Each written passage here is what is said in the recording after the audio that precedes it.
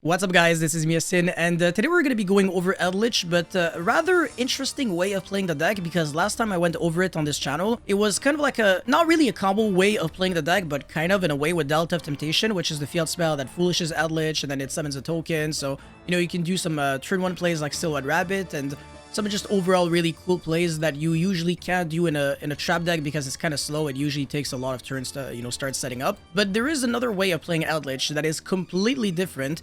You're not playing any spells, you're only playing 2 monsters, and you're playing 38 traps, but you're also playing 12 hand traps. And if anything, I'd say ELDLICH is the only, or at least the best deck in the entire game of Yu-Gi-Oh! That can play 12 actual trap hand traps. And obviously you can think of Imperm, Dominus Purge, Dominus Impulse, but there is a new Dominus card that just came out in Online's Insight by the name of the Psalms of Kings. And it's not super generic to use because it can only really be used from your hand if you got no monsters in your grave, so obviously conflicts with monster hand traps. But it rewards you for playing a lot of trap cards, because if you have a trap card in your graveyard, just like other Dominus cards that also destroy when they negate when you got a trap in the grave, the Psalms of the Kings will actually search a Dominus card from your deck to your hand, and if you activated this card from your hand, you cannot activate monster effects either in the hand, grave, or banished until the end of the next turn. So again, this card is not super generic, only a handful of trap decks or stun decks can play it, but ELDLICH is the best deck by a significant margin at being able to play it. And if anything, you can even say that ELDLICH, even though it's a light attribute deck, it can also play Dominus Impulse, because who cares if you can't use the effect of ELDLICH the Golden Lord? It's still super easy to summon off of your trap cards, and the deck is still perfectly viable. So in this video, we're going to be going over, I guess, how the Dominus cards can interact against maybe like this weird combo. It doesn't really matter too much, but I really just wanted to show you guys what these cards can do. And obviously, we're going to be going over the deck profile most importantly. But before we go any further, you already know the drill. Smash the like and subscribe button. Really motivates me a lot to keep making videos like these. And with that being said, let's get right into it. Alright, so my opponent will be going normal summon Dormouse, of course, effect, banish the White Rabbit. I'm going to be negating it with Dominus Impulse, of course, and then link off into the Lingerebo. March here effect, summon itself, banish the Dormouse, and then revive itself back. My opponent could go into like a Red Ransom or whatever, but I can just negate it with the Psalms of Kings, so I'm just going to be negating the first action, which is going to be the Splash Mage in this instance. I mean, it could have also been like Cyber's Wicked into like another Lingerebo to search the Adignister monster, so I guess it doesn't really change all that much. But then there's a lot of things that your opponent can do at this point, but whatever. Now we're gonna be negating the Splash Mage with the Psalms of Kings, and we're going to be searching the Dominus Purge so that when our opponent goes into the Red Ransom, we can Dominus Purge it. In one single turn, we were able to use Impulse, Purge, and the Psalms of Kings off of 2 cards. So basically, the Psalms of King is a double interruption on its own, even though the timing for it sometimes can be a little awkward because you have to use it for full value after you use a trap card. So if you're going second, it's only really broken when you got like Imperm, Impulse, or Purge, so that you can get to the missing Dominus card that you didn't have. And usually Impulse is the better one. But yeah, that's it for not really a combo, but rather an interaction. Let's get into the deck profile now. Alright, for the deck list, this is not what you would expect from ELDLICH, but at the same time, it does make sense. We are playing 38 traps, like I said, with only 2 monsters. We're not playing Prosperity or Extravagance, and the reason for that is because when you're playing a trap deck, the goal is to avoid playing into the non-engine cards that your opponent can play. So we're not trying to lose to Ash or Dominus Purge, most importantly, because this deck doesn't actually search at all. I can't even think of like one single card that adds a card from your deck to your hand, and also there's 0 draw power. So we're not playing Cursed Outland either, because then we have like 1 less spell and trap zone spot so that we can not set like an extra trap. And also the card just, I mean, it doesn't really do anything for us. Extravagance and Prosperity, they give cards for your opponent to interact with when you're going second. So for example, if your opponent has like Fiendsmith DS E-Ray and you activate Extravagance and your opponent just knows that you're playing a trap deck, he's just going to negate it. So that's 1 less card in your hand. You'd rather just go set 5 pass. And then you got 6 cards in hand, and the 6th card in hand can be a Dominus card. So you're setting 5 cards, but you can actually have 6 disruptions in terms of traps, because once you use one of your face down traps, then the Dominus cards in your hand, they can start, you know, activating themselves from the hand. So that's one of the cool things about the Dominus cards, is the fact that unlike Imperm, you can actually just keep them in the hand at all time and just set the other cards, and you will be good to go. So yeah, this deck, it's just really unique in the way it functions, because I think the average trap deck just doesn't work like this at all. And even if it is like somewhat comparable to Labyrinth, there's also a few ways in which it differs completely, because you're not really recycling back the cards from your graveyard at all. you're rather banishing them like the trap cards so that you can set some more elixir and golden land trap cards from your deck to your field. And with the new elixir of the Exalted Golden Land, very important name, it's an elixir and a golden land shop. So this card is settable off of both the elixir cards and the golden land cards, but this card, it recycles back your banished golden land and elixir spells and shops infinitely every single turn. So it is by far one of your best friends, and also it pays 800, but it feels really great, unlike Crystron. Anyways, for the hand shops, of course, we're on triple Imperm, triple Dominus Impulse, triple Purge, and triple Psalms of the Kings. So Impulse prevents you from using light, earth, and wind monsters for the rest of the duel. So you will not be able to use Eldlich the Golden Lord, and a lot of cards in the extra deck are going to be useless, like Silhouette Rabbit. And I think, yeah, the whole, like, OTK combo is not going to work, as well as something else. Yeah, obviously, with, like, the Supreme King package, whether you use like Purge or Impulse, like these are always going to be useless. But the thing is, this is a going first package only, so it's never really going to conflict because the Dominus cards, they only really lock you when you use these cards from the hand. So if you're going first, you can just set them, and that's not really a problem. So I wouldn't really be too concerned. And on game 1, the goal is to have as many hand traps as possible so that you're not losing when you're going second. So it feels really nice to, again, have a trap deck that can hand trap the opponent with 12 hand traps. Never play into Talent or Called by the Grave or Thrust. Feels, like I said, fantastic. And then you hand trap your opponent to death, and then you can still go like set 4, set 5 back row because you are also replenishing your resources with the Psalms of the Kings. If anything, actually, this is the only card in the entire deck that I can think of that plays into Dominus Purge. It's really interesting that a hand trap can negate a hand trap, but yeah, I guess that's how it is. So yeah, obviously 12 hand traps and then 3 Paleozoic Morella, which is in every single one of my Eldlich builds. This card is actually kind of cracked at sending transaction rollback or Black Goat Laughs. This card used to not be a staple in Eldlich back in the days, but I think it actually is now. And it's also very good in like Labyrinth and stuff like that. But in Eldlich, it's also insane because your Eldlich trap cards, they all have graveyard effects, I mean, except for this one. But yeah, you can send Scarlet Sanguine, your Golden Land trap cards, or obviously you can just send rollback to like mimic your Karma Cannon, that's actually devastating, or even like your Dominus cards sometimes, or you know, the Black Goat Laughs, you can foolish that, or you can also like copy the effect, but I don't really think that makes too much sense, but I mean, you technically could. But yeah, you can draw like multiple copies of Paleozoic Morella, and I never really feel like it's useless. I don't really play Toad, but I mean, if you want to, then sure, go for it. It's you don't really lose much by playing it, I guess. It's not like the extra deck space is like super tight. Especially if you want to cut like the Supreme King package, then all of a sudden you have like the space for basically everything. You can start playing you know, Link Spider, SP Lone Knight, and potentially even Zeus and Constellar Pleiades. These are the cards that would usually be in my extra deck, but obviously since I'm playing the Supreme King package, then I can't really afford to do that.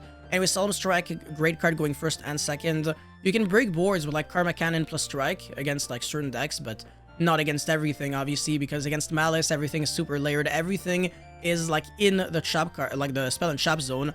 That's the reason why if you want to break boards, well, first of all, good luck doing so. I think like a hand trap approach is kind of a must, unfortunately, in a format like this one. Decks are just way too resilient, way too layered, so honestly, I would just not risk it. And also, even in the side deck, like you can do things like Lava Golem and Sphere Mode, because let's say against Razul Mitsurugi, they got like Ame no Murakumo, they got Razul Detonator with Twins of the Eclipse underneath, they got like another useless monster, like let's say a Daigusto Emerald with 0 materials. You can Sphere Mode that, and then your opponent goes, okay, Chilling Quan Twins of the Eclipse, Chilling 2 Murakumo, and then it comes back, it searches a card, the Twins of the Eclipse revives back the Detonator, gets back another material, like congratulations, you've Sphere Moded your opponent, and your opponent lost like almost no disruptions.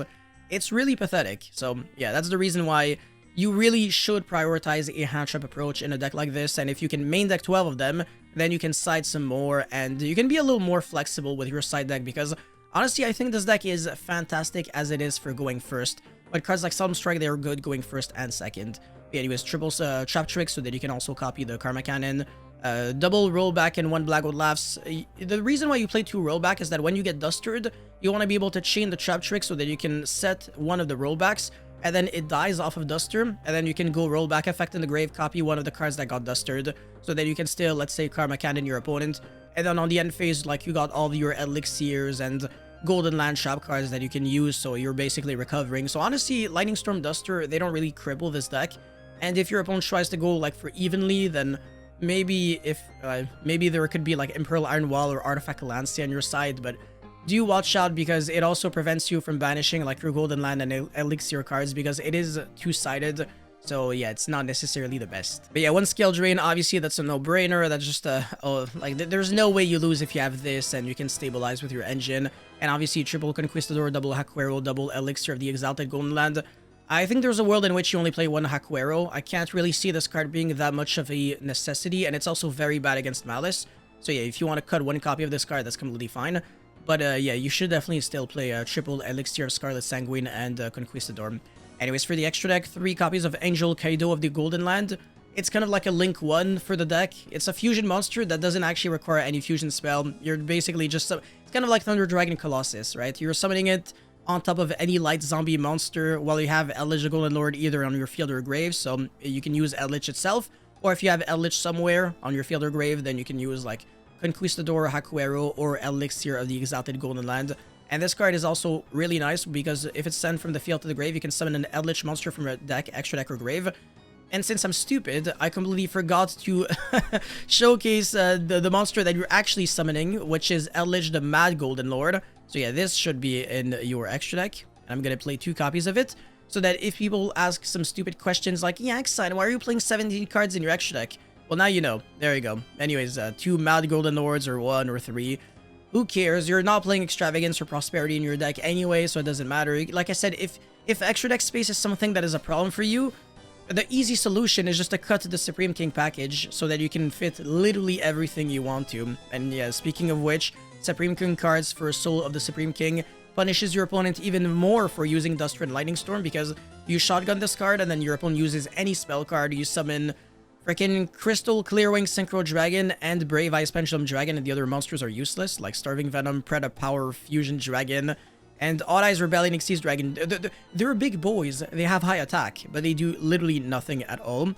But yeah, you summon them, and Zark also sometimes can use its effect to blow up the whole board. That's also really cute. So you summon this off of your Soul of the Supreme King. It's going to be using its effect to destroy every card the opponent controls, but it's negated because of Soul of the Supreme King.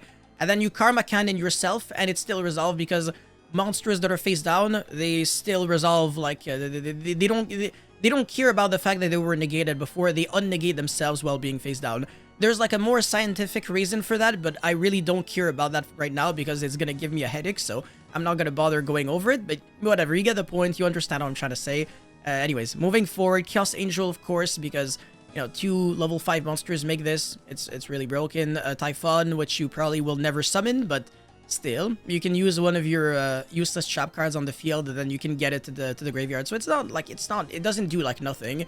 The train package so that you can kill people because killing people is fun. Yes, I know, we're sticking out of context. Silhouette Rabbit and Flying Mary. This card is really nice because if your opponent bestials your Eldritch the Golden Lord, you can get it back from your banished, and then you place the Flying Mary in the spell and trap zone, and then you can start destroying cards your opponent controls while monsters, and it doesn't target.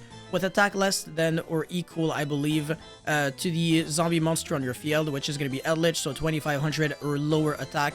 They just die off of Flying Mary. That is absolutely magnificent. Anyways, for the side deck, usually it's an idea section, but this time it's an actual side deck, so some cards to consider if you want to. You can play Wannabe, and you can play Lord of the Heavenly Prison, but both of these cards are only really good going first, because going second, they might actually conflict with the Dominus cards, so I don't really recommend them all that much, but Wannabe is, like, particularly broken if you resolve it when you're going first. But at the same time, there's also some other power normal summon that you can play, like Kree Bandit. So I would never play like 3 copies of Wannabe. I'd probably be doing like 1 Kree Bandit, 1 Wannabe, and then like 1 Lord of the Heavenly Prison, just so that, you know, like you mill a bunch of cards. You also get like a trap card. It's not too bad. Wannabe maybe is like a more modern version of Kree Bandit. Maybe like you might actually play like 2 copies of this and 1 Lord. I don't really know, but I don't really want to draw like multiple copies of these cards either, even though like Lord is pretty good at getting a floodgate like Imperial Iron Wall, because then it's never gonna get banished by the drawback of Lord of the Heavenly Prison.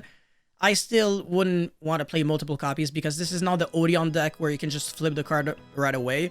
It's still kind of like a slower deck with this card, so it's just not. And also Labyrinth. Labyrinth and Odeon, they use this card way better than Eldritch.